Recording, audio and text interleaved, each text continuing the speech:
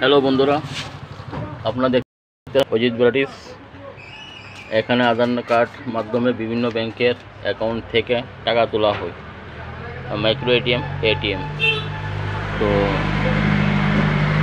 Hello বন্ধুরা, আমি বলেছিলাম যে আমার দোকানের নাম অজিত ভ্যারাইটিস সারাসাচি পান।